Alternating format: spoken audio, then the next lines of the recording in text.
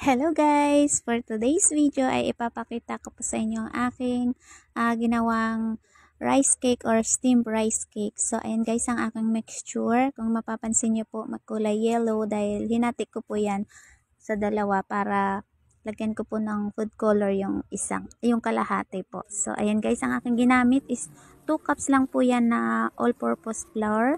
2 cups powdered milk, any brand naman po yan pwede.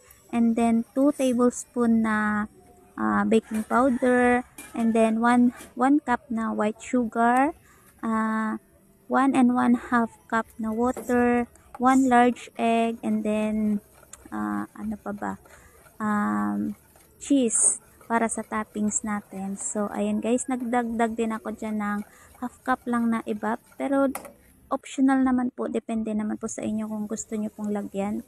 Kung wala naman ay okay lang. So ayan guys ang aking steamer. Naglagay po ako ng cloth sa taas para yung moisture hindi mapupunta sa ating rice cake mamaya.